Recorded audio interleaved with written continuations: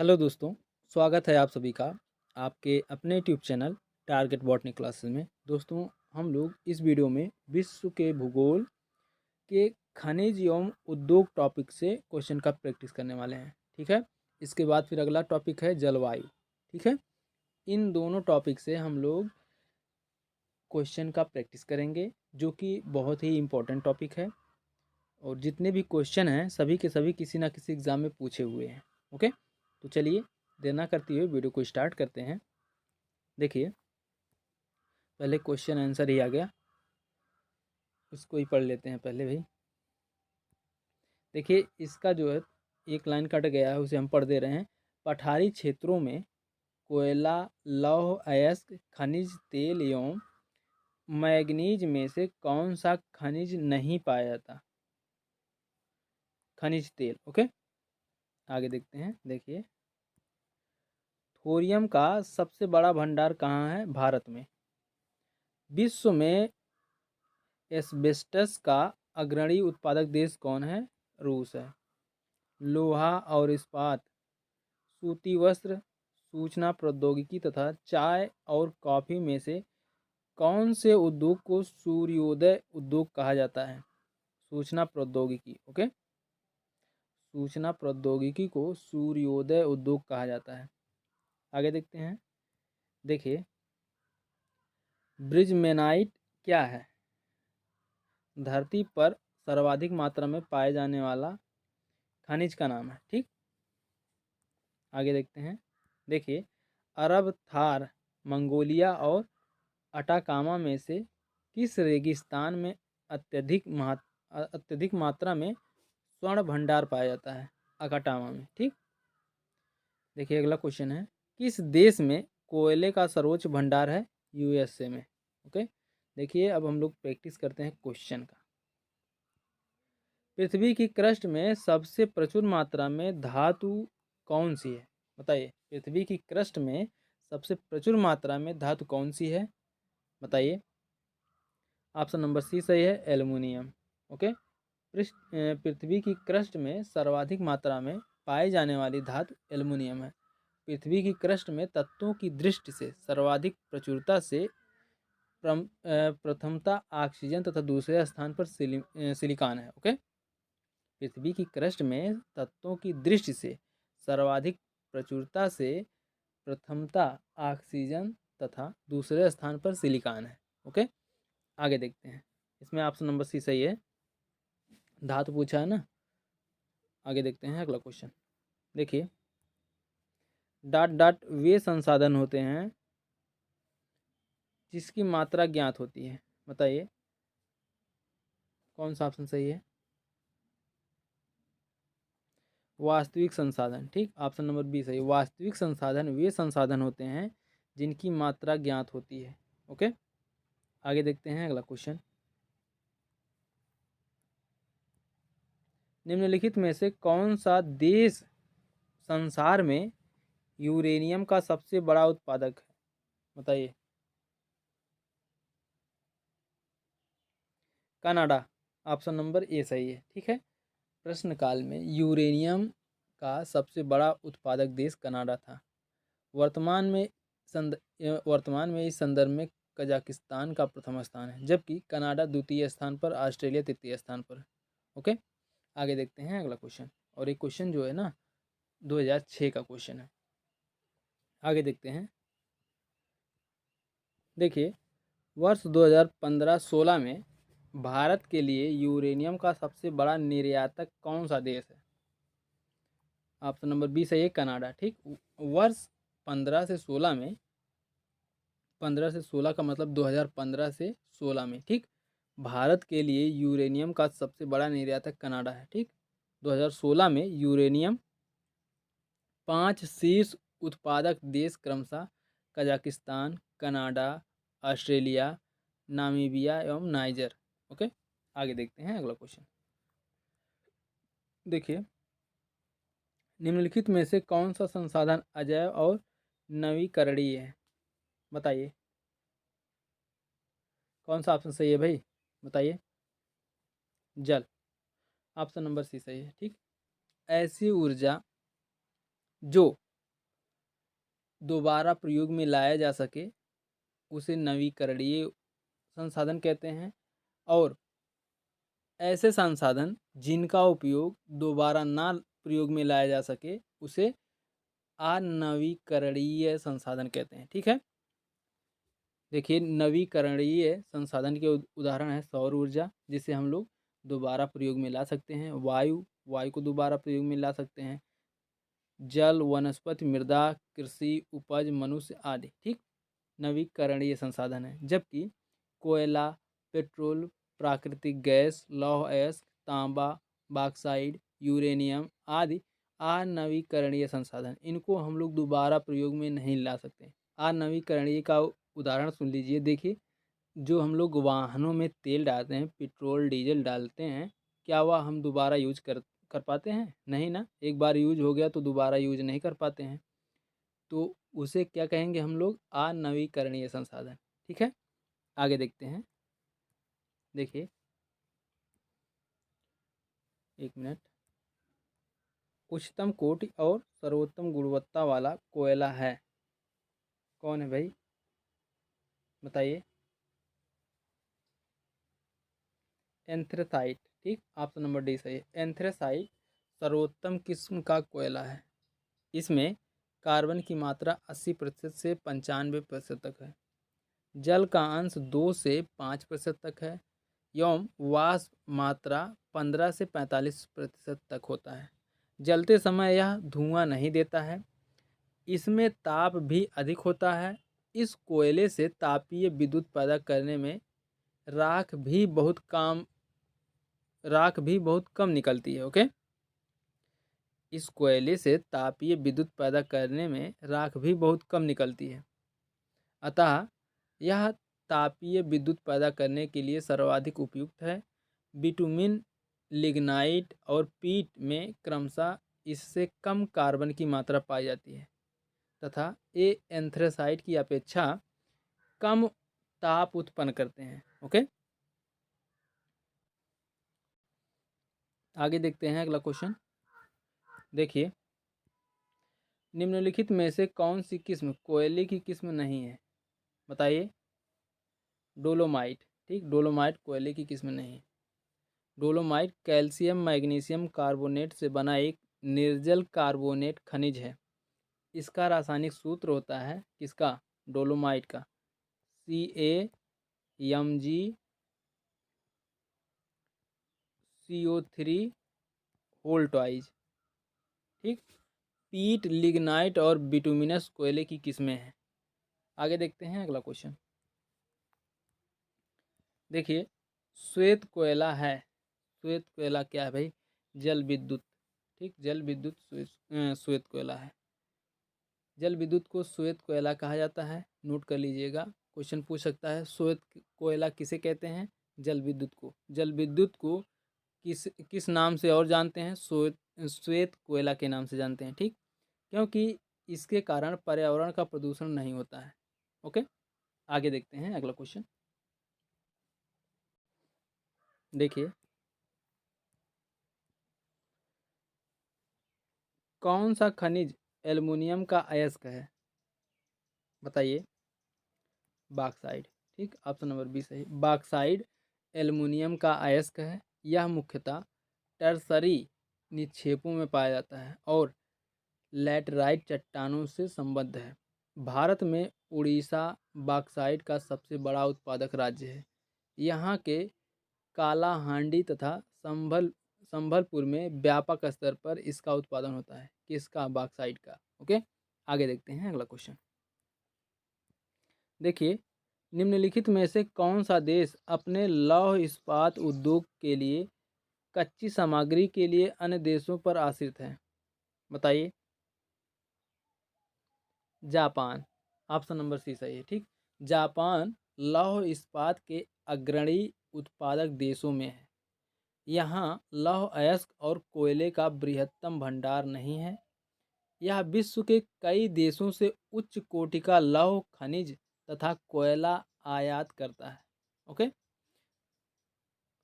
Option number C सही है। आगे देखते हैं। देखिए, देखिए, संसार में स्वर्ण का सबसे बड़ा उत्पादक देश है। संसार में स्वर्ण का सबसे बड़ा उत्पादक देश है, कौन है भाई? बताइए। Australia. Okay, option number A सही है। मिनरल ईयर बुक, ठीक है, मिनरल ईयर बुक 2017 के आंकड़ों के आधार पर स्वर्ण यानी सोने का सबसे बड़ा उत्पादक देश चीन, ठीक, चीन 450 टन, ठीक, 450 टन।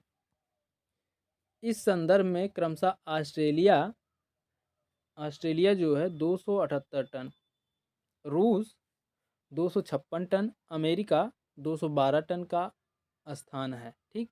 वर्ष 2015 में चीन ने विश्व स्वर्ण उत्पादन में लगभग 14% का योगदान किया। ओके, आगे देखते हैं अगला क्वेश्चन। देखिए, अगला क्वेश्चन है,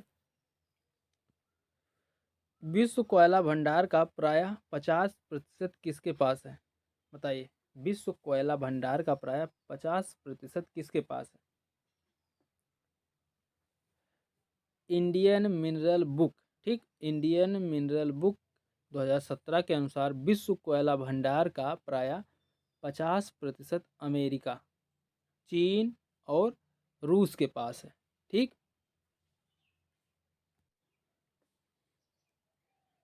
जो कोयला भंडार में क्रमशः प्रथम, द्वितीय एवं तृतीय स्थान पर है। हालांकि इस प्रश्नकाल के दौरान विकल्प बी की स्थिति सही थी। ओके, लेकिन इसको स्टार बना दीजिए। ये क्वेश्चन जो है 2015 में पूछा गया था। ओके, लेकिन इस क्वेश्चन के अकॉर्डिंग क्रम सही नहीं है। देखिए, अमेरिका के बाद चीन आता है, लेकिन रूस को दिया है, इसलिए इसको स्टार बना दीजिए। पहले अमेरिका, फिर चीन, फिर रूस है। ओके, आगे देखते हैं अगला क्वेश्चन। जिन संसाधनों का प्रयोग बार बार निरंतर किया जा सकता है उन्हें कहा जाता है नवीकरणीय संसाधन। ओके, जिन संसाधनों का प्रयोग बार बार किया जा सकता है उन्हें नवीकरणीय संसाधन कहा जाता है, और जिन संसाधन का प्रयोग बार बार नहीं किया जा सके उसे अनवीकरणीय संसाधन कहते हैं। ओके, आगे देखते हैं अगला क्वेश्चन। देखिए, डोलोमाइट है, बताइए भाई डोलोमाइट क्या है? अवसादी शैल है, ऑप्शन नंबर ए सही है। ओके, डोलोमाइट एक कार्बोनेट खनिज है जो कैल्शियम मैग्नीशियम कार्बोनेट से बना है। यह अवसादी चट्टान कार्बोनेट डोल स्टोन का रूप है। ओके, आगे देखते हैं। देखिए, सीमेंट उद्योग में निम्नलिखित में से किसका प्रयोग बड़ी मात्रा में किया जाता है? किसका प्रयोग किया जाता है भाई? चूनास में, ठीक, ऑप्शन नंबर बी सही है। सीमेंट उद्योग भार ह्रास वाला उद्योग है जो प्रायः चूना पत्थर पर निर्भर करता है, ठीक, जो प्रायः चूना पत्थर पर निर्भर है। अतः उद्योग चूना पत्थर प्राप्ति वाले क्षेत्रों में अधिकांशतः विकसित हुआ है। ओके, आगे देखते हैं। देखिए, पेट्रोलियम निर्यातक देशों के संगठन का मुख्यालय स्थित है, कहाँ स्थित है भाई? वियना में, ऑप्शन नंबर ए सही है। ओके, ओपेक, ओपेक देखिए, ओपेक, ओपेक तेल निर्यातक देशों का एक संगठन है जिसका मुख्यालय ऑस्ट्रिया की राजधानी वियना में स्थित है। इसके सदस्य देश हैं Algeria, Angola, Ecuador, Iran, Iraq, Kuwait, Libya, Nigeria, Qatar, Saudi Arabia, संयुक्त अरब अमीरात, वेनेजुएला और इक्वेटोरियल गिनी। ओके, आगे देखते हैं अगला क्वेश्चन। देखिए, परमाणु ऊर्जा एक खनिज आधारित ऊर्जा स्रोत है। यह निकाली जाती है यूरेनियम से, प्लूटोनियम से, थोरियम से, सबसे निकाली जाती है भाई, ऑप्शन नंबर डी सही है। ओके, नाभिकीय ईंधन के रूप में प्रयोग किया जाने वाला महत्वपूर्ण परमाणु खनिज यूरेनियम है। थोरियम और प्लूटोनियम का भी परमाणु ऊर्जा के लिए व्यापक प्रयोग किया जाता है। आगे देखते हैं अगला क्वेश्चन। अफ्रीका में सबसे घनी आबादी और प्रचुर तेल वाला देश है, कौन है भाई? नाइजीरिया। ऑप्शन नंबर ए सही है। ठीक, अफ्रीका की सबसे घनी आबादी और खनिज तेल से परिपूर्ण देश नाइजीरिया है। वर्तमान में सऊदी अरब 500 586 मिलियन टन, ठीक, मिलियन टन क्रूड पेट्रोलियम उत्पादन के साथ शीर्ष देश। ठीक, क्रूड पेट्रोलियम उत्पादन के साथ शीर्ष देश है। जबकि संयुक्त राज्य अमेरिका 564 मिलियन टन के साथ दूसरे स्थान पर है। आगे देखते हैं अगला क्वेश्चन। देखिए, प्रमुख दक्षिण पश्चिम एशियाई तेल क्षेत्र कहाँ स्थित हैं? बताइए। फारस की खाड़ी के तटीय क्षेत्र। ऑप्शन नंबर ए सही है। ठीक, फारस की खाड़ी के तटीय क्षेत्र में प्रमुख दक्षिण पश्चिम एशियाई तेल क्षेत्र स्थित हैं। इस क्षेत्र के प्रमुख देश ओमान, कतर, ईरान, संयुक्त अरब अमीरात, कुवैत, बहरीन इत्यादि हैं। आगे देखते हैं अगला क्वेश्चन। देखिए, अगला क्वेश्चन है, निम्नलिखित में विषम पद चुनिए। विषम पद चुनना है भाई। विद्युत, ठीक, पेट्रोलियम, ईंधन की लकड़ी, कोयला, ये सब एक समान है। ठीक, पेट्रोलियम, कोयला एवं लकड़ी जीवाश्म ईंधन के ऊर्जा स्रोत हैं, जबकि विद्युत एक ऊर्जा उत्पाद है। ओके, आगे देखते हैं। देखिए, जितने भी क्वेश्चन है ना, किसी ना किसी एग्ज़ाम में पूछे हुए क्वेश्चन है। ऑनलाइन एग्ज़ाम हुआ, ऑफलाइन एग्ज़ाम हुआ, ठीक है, सभी में पूछे हुए क्वेश्चन हैं ये। आगे देखते हैं। देखिए, ऊन का सबसे ज़्यादा उत्पादन करने वाला देश कौन सा है? बताइए। ऊन का सबसे ज़्यादा उत्पादन करने वाला देश कौन सा है? ऑस्ट्रेलिया। ऑप्शन नंबर सी सही है। ठीक, इस प्रश्न के अनुसार दिए गए विकल्पों में से FAO के अनुसार, ठीक है, FAO के अनुसार ऑस्ट्रेलिया ऊन का सबसे बड़ा उत्पादक देश है। ओके, आगे देखते हैं अगला क्वेश्चन।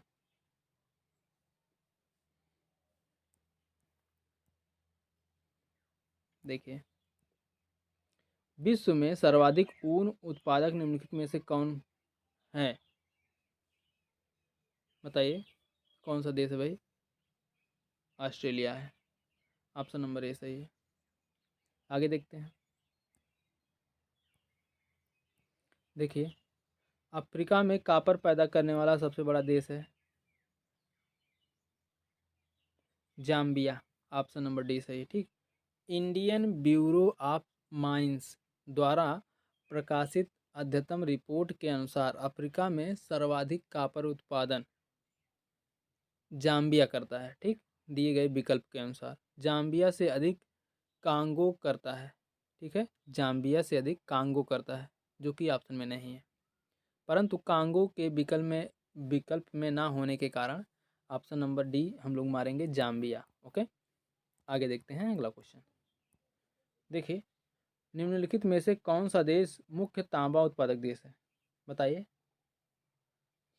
ऑप्शन नंबर सी सही है, चिली। ठीक, इंडियन मिनरल ईयर बुक 2017 के अनुसार चिली विश्व में तांबा का सबसे बड़ा उत्पादक देश है।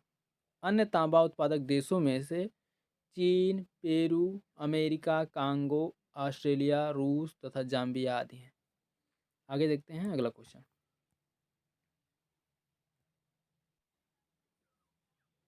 देखिए, निम्नलिखित में से कौन सा उद्योग कच्चे माल पर आश्रित उद्योग है? बताइए, कौन सा उद्योग? चीनी उद्योग। ऑप्शन नंबर बी सही है। ठीक, उपयुक्त उद्योगों में से चीनी उद्योग कच्चे माल पर आश्रित उद्योग है। पूर्णतः कच्चे माल पर आश्रित होने के कारण ही इनकी स्थापना कच्चे माल की प्राप्ति वाले क्षेत्रों में की जाती है। ओके, आगे देखते हैं अगला क्वेश्चन। देखिए, निम्नलिखित में से कौन सा अक्षय प्राकृतिक संसाधन है?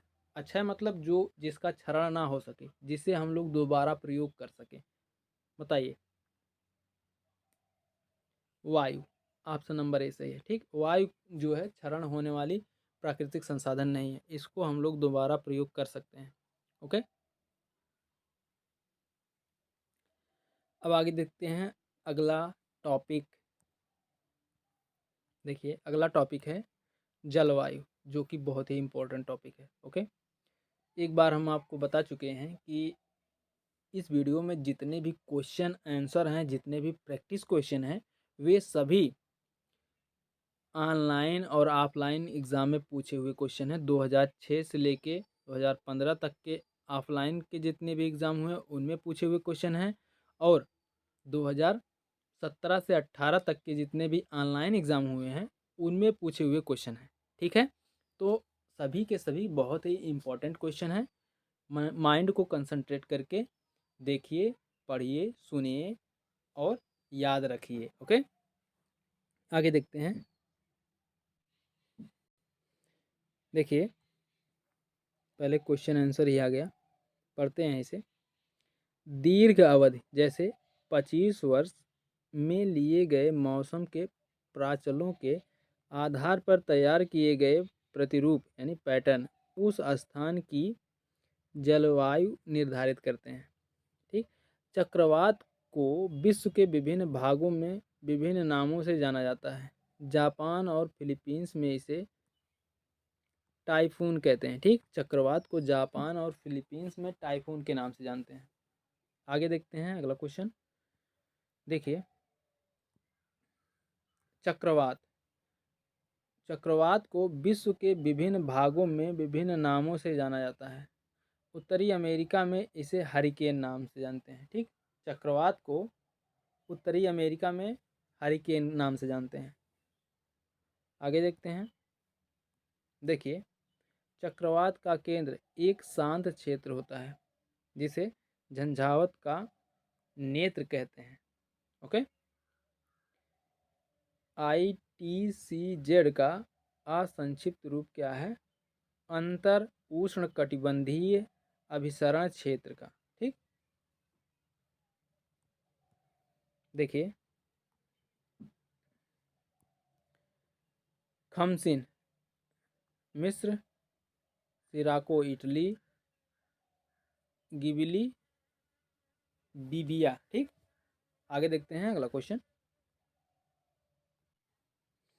देखिए अल्पस पर्वत के उत्तरी भाग में बहने वाली उष्ण शुष्क स्थानीय हवाओं को क्या कहा जाता है?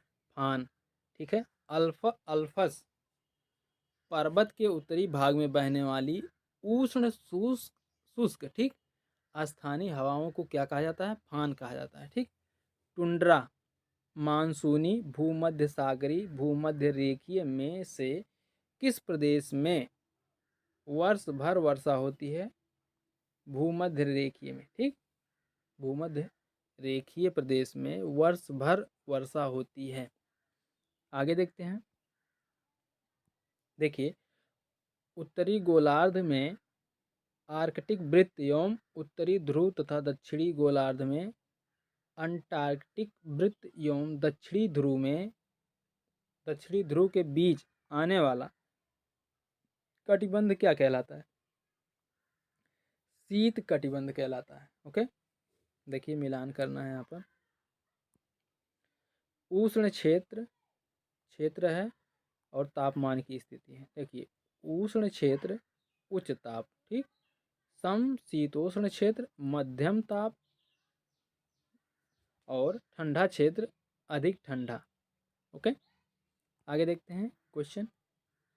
देखिए कौन सी पौने गर्म धूल से लदी होती हैं?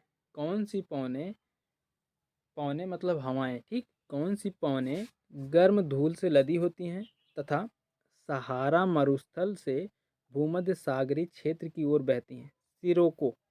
ठीक है, भूमध्यवर्ती भूमध्यवर्ती क्षेत्रों में गहन वाष्पण के कारण होने वाली वर्षा को क्या कहते हैं? संवहनी वर्षा। पथरीले रेगिस्तानों में एक दिशा में लगातार चलने वाली हवाएं क्या बनाती हैं? यारडोंग। ओके, आगे देखते हैं। देखिए निम्नलिखित में से कौन से बारिश के बादल हैं? बताइए कौन से बारिश के बादल हैं भाई? दूसरा और तीसरा। दूसरा कौन है? वर्षा स्तरीय मेघ और कुमुलिम्बस, ठीक, कुमुलोलिम्बस, ये दोनों जो है बारिश के बादल हैं। आगे देखते हैं। देखिए, पृथ्वी पर सबसे शुष्क स्थान कौन से देश में है? चिली में, ठीक। पृथ्वी पर सबसे शुष्क स्थान कौन से देश में है? चिली में। बारिश और हिमपात के एक साथ होने की अवस्था को क्या कहते हैं? बर्फीली बारिश। ओके, बारिश और हिमपात के एक साथ होने की अवस्था को बर्फीली बारिश कहते हैं, ठीक है। कौन सी प्रक्रिया वर्षा होने के लिए जिम्मेदार है? वाष्पीकरण और संघनन। ओके, आगे देखते हैं। देखिए, एक मिनट, थोड़ा सा छोटा करते हैं भाई, एक मिनट भाई। देखिए, किसी स्थान पर तापमान, आर्द्रता, वर्षा, वायुवेग आदि के संदर्भ में वायुमंडल की प्रतिदिन की परिस्थिति उस स्थान का क्या कहलाती है भाई? प्रैक्टिस क्वेश्चन आ गए हैं, बताइए।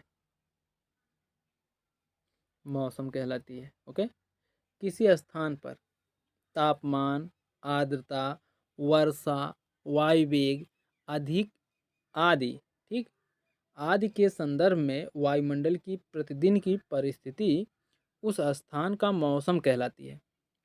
आगे देखते हैं अगला क्वेश्चन।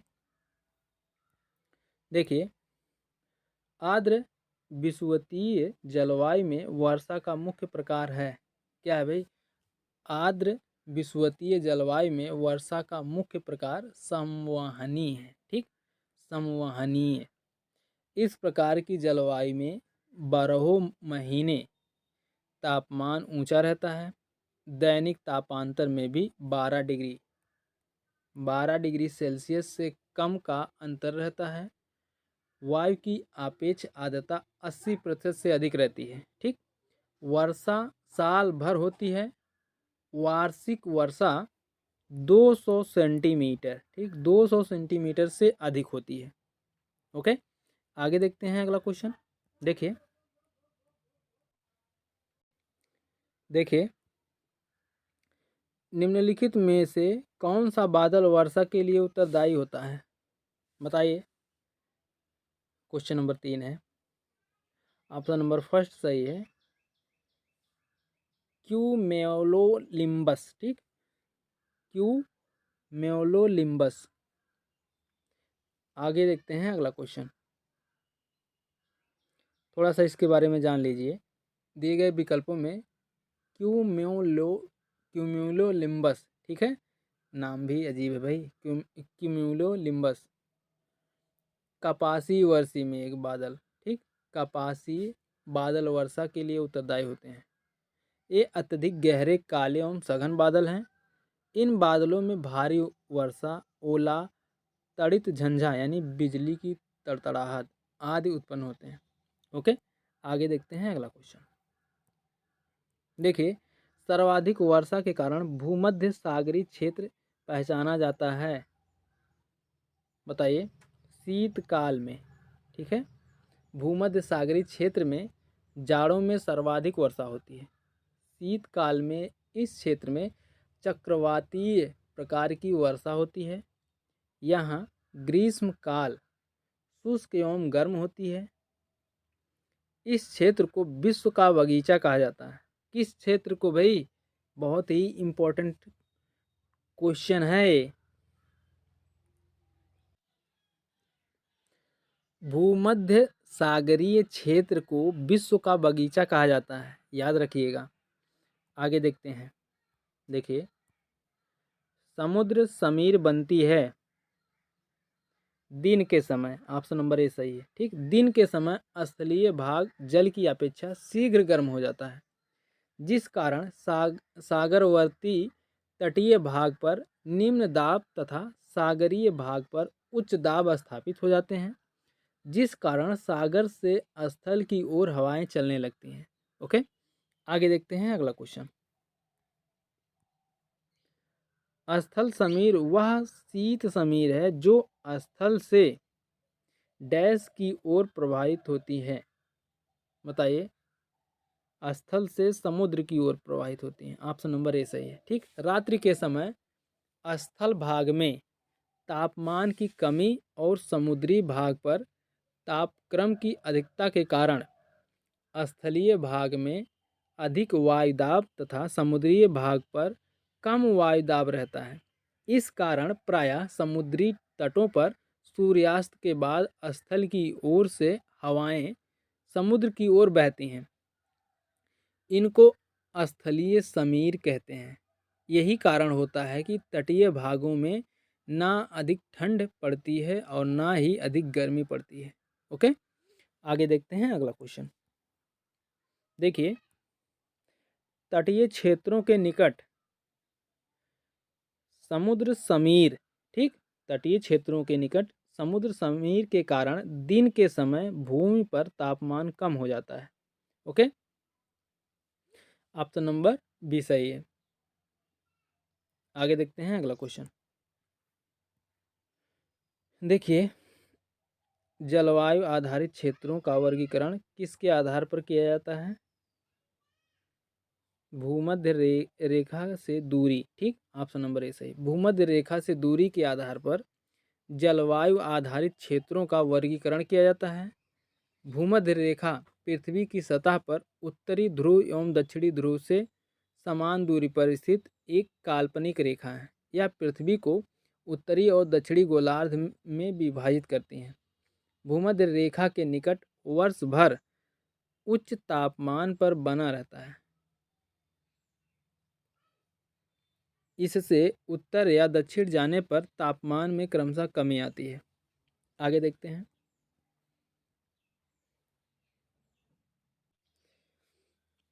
एक क्वेश्चन है, अम्लीय वर्षा क्या होता है जिसके कारण वनस्पतियां नष्ट होती हैं?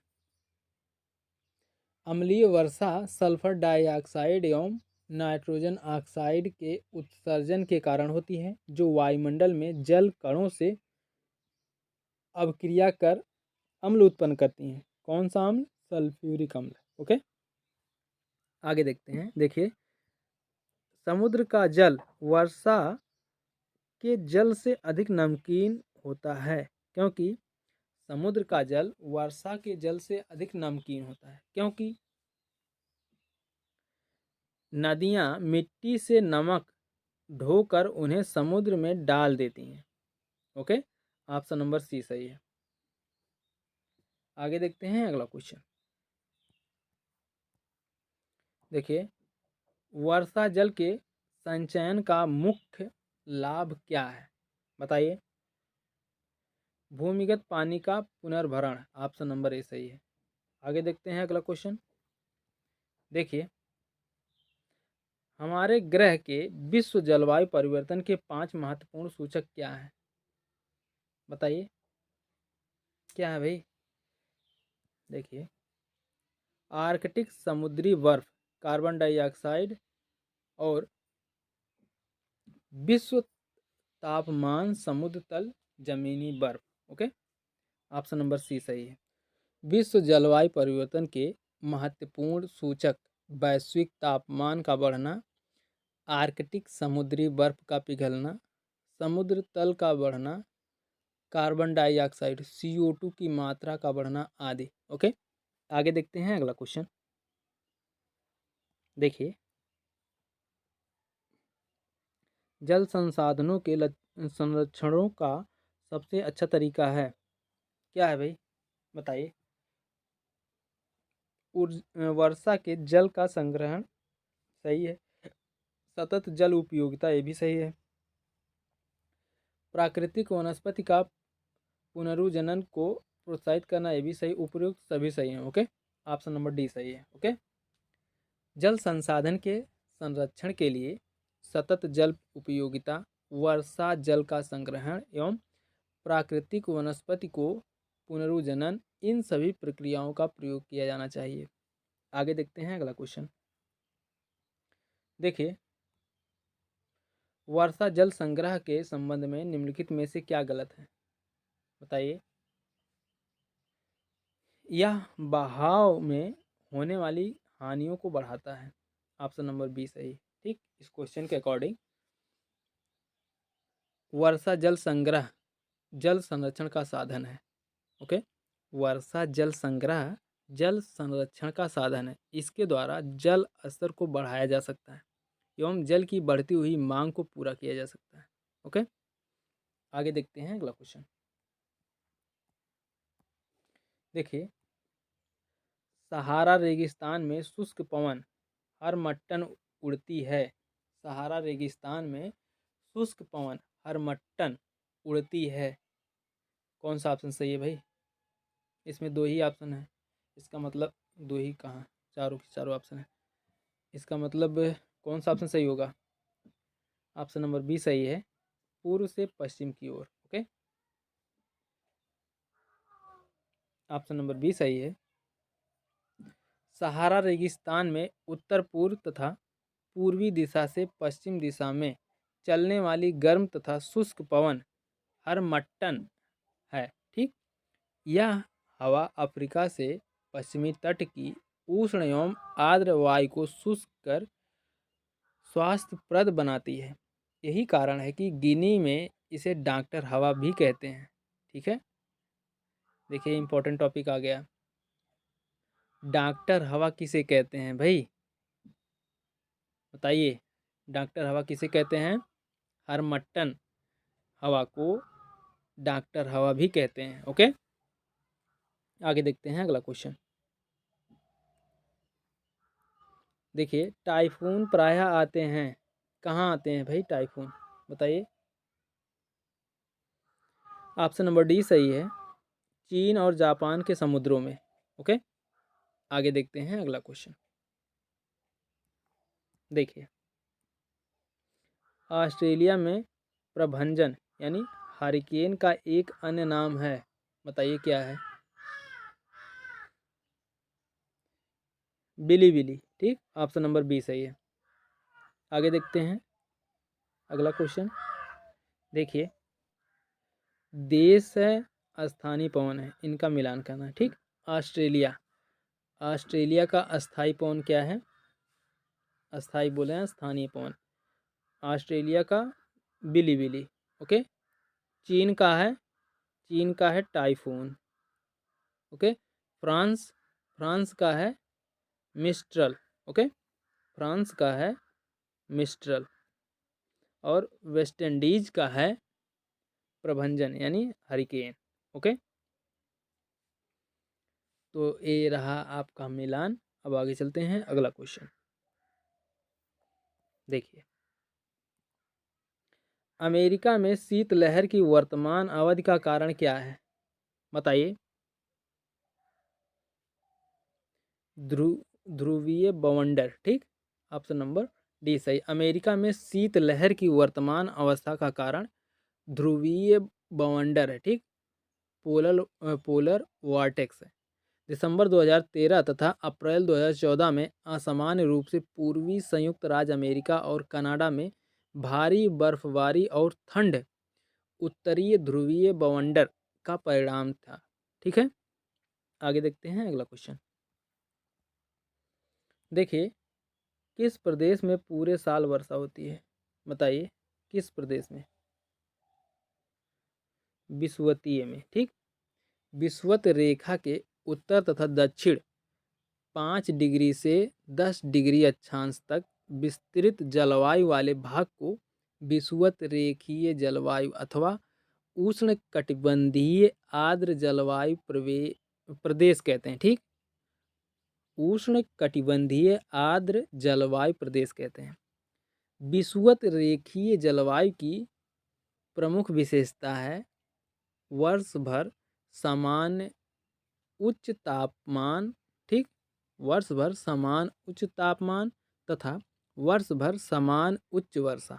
अतः यहाँ की जलवायु गर्म और आर्द्र जलवायु होती है। ओके, ऑप्शन नंबर बी सही है। आगे देखते हैं। उष्ण कटिबंधीय वर्षा वन में प्रचुर मात्रा में वर्षा होती है।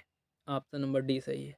ओके, उष्णकटिबंधीय वर्षावन यानी ट्रॉपिकल रेन फॉरेस्ट में प्रचुर मात्रा में वर्षा होती है। धरती पर रहने वाले कुल पशुओं और पौधों की प्रजातियों की आधी संख्या इन वर्षा वनों में रहती है। ओके, आगे देखते हैं अगला क्वेश्चन। देखिए, मालदीव का गंभीर पर्यावरण निम्न कोटिकरण अनिवार्यतः किसके कारण माना जाता है? ऑप्शन नंबर ए सही है। दिए गए विकल्पों में से कोई नहीं। दो ही विकल्प हैं भाई, इनमें से कोई नहीं। मालदीव का गंभीर पर्यावरण निम्न कोटिकरण अनिवार्यतः उच्च जनसंख्या घनत्व, निरंतर मृदा अपरदन एवं जल और वायु का औद्योगिक प्रदूषण के कारण माना जाता है। इसके अतिरिक्त खोरल खनन, भू सुधार, ठोस अपशिष्ट पदार्थों का निपटान आदि वहाँ की प्रमुख समस्या है। ओके, आगे देखते हैं अगला क्वेश्चन। देखिए, तूफान की भविष्यवाणी की जाती है जब वायुमंडल का दाब सहसा कम हो जाए। ओके, ऑप्शन नंबर सी सही है। धरातलीय सतह पर या सागर तल पर प्रति इकाई क्षेत्र पर ऊपर स्थित वायुमंडल की समस्त परतों के पड़ने वाले समस्त भार को वायु दाब कहते हैं। ठीक, जब वायुमंडल का दाब सहसा कम हो जाए तो तूफान की भविष्यवाणी की जाती है। ओके, आगे देखते हैं अगला क्वेश्चन। देखिए, वायुमंडलीय दाब में सहसा पतन किस बात का संकेत है? बताइए। ऑप्शन नंबर बी सही है, तूफान। आगे देखते हैं। देखिए, बादल फटने का अर्थ क्या है? बताइए। भारी तूफान के साथ असाधारण रूप से भारी बरसात। ओके, ऑप्शन नंबर बी सही है।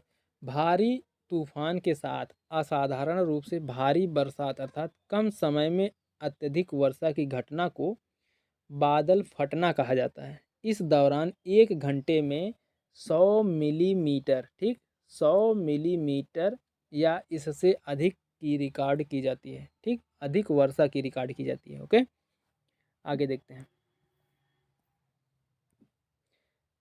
एल नीनो है। एल नीनो क्या है भाई? उष्ण समुद्री धारा है। ऑप्शन नंबर ए सही है। एल नीनो धारा को एल नीनो धारा को विपरीत धारा के नाम से भी जाना जाता है। ओके, इसको याद रखिएगा। बादल का घनत्व वायु के घनत्व से कम होता है, इसी कारण बादल वायुमंडल में तैरते रहते हैं। ओके, आगे देखते हैं अगला क्वेश्चन। हमारी बातों को आप लोग ध्यान से सुनिएगा, क्योंकि जो हम एक्स्ट्रा इन्फॉर्मेशन दे रहे हैं उनमें से भी क्वेश्चन बनने की पूरी पूरी संभावना है। ओके, तो देखिए अगला क्वेश्चन है, आर्द्रता मापने के लिए निम्नलिखित में से किस उपकरण का प्रयोग किया जाता है? बताइए। ऑप्शन नंबर सी सही है, स्लंग साइक्रोमीटर। ठीक, स्लंग साइक्रोमीटर। सापेक्षित आर्द्रता को जिस यंत्र से मापा जाता है उसे हाइग्रोमीटर कहते हैं। ठीक है, सापेक्षित सापेक्षिक है। ठीक है, सापेक्षिक आर्द्रता को जिस यंत्र से मापा जाता है उसे हाइग्रोमीटर कहते हैं। साधारणतया हाइग्रोमीटर एक स्लिंग साइक्रोमीटर होता है। एनीमोमीटर से वायु की गति, जबकि डॉक्टरी थर्मामीटर से शरीर का ताप मापा जाता है। ओके, आगे देखते हैं। वायु की ऊर्ध्वाधर गति को कहते हैं, क्या कहते हैं भाई? बताइए। वायु धारा। ओके, ऑप्शन नंबर बी सही है। आगे देखते हैं अगला क्वेश्चन। देखिए, क्वेश्चन है, नवंबर 2007 में निम्नलिखित में से किस तूफान ने बांग्लादेश पर हमला किया था? बताइए। सीडर। ऑप्शन नंबर सी सही है। ठीक, सीडर बंगाल की खाड़ी में उत्पन्न होने वाला एक शक्तिशाली चक्रवात था। साफिर सिम्पसन स्केल के आधार पर यह कैटेगरी 5 का तूफान था। ठीक, कैटेगरी 5 का तूफान था। इससे नवंबर 2007 में बांग्लादेश में व्यापक जन धन की हानि हुई। ओके, आगे देखते हैं अगला क्वेश्चन। देखिए, कुहरा का एक उदाहरण है। क्या उदाहरण है भाई? गैस में परिक्षिप्त द्रव का। ठीक, ऑप्शन नंबर बी सही है। आगे देखते हैं अगला क्वेश्चन। देखिए, संघनन का एक रूप जो दृश्यता कम कर देता है और श्वास की समस्या पैदा कर देता है, क्या है भाई? ध्रुम कुहासा। ठीक, ऑप्शन नंबर सी सही है। आगे देखते हैं अगला क्वेश्चन। देखिए, स्मॉग एक मिश्रण है। किसका मिश्रण भाई? ध्रुम और कोहरे का। ऑप्शन नंबर डी सही है। ओके, तो दोस्तों ये थे विश्व भूगोल के कुछ इम्पॉर्टेंट क्वेश्चन जो कि किसी ना किसी एग्ज़ाम में पूछे हुए थे। तो वीडियो कैसी लगी कमेंट करके आप लोग ज़रूर बताइएगा और अपने मित्रों में ज़्यादा से ज़्यादा शेयर करिएगा। मिलते हैं नेक्स्ट वीडियो में, तब तक के लिए जय हिंद, जय भारत, वंदे मातरम।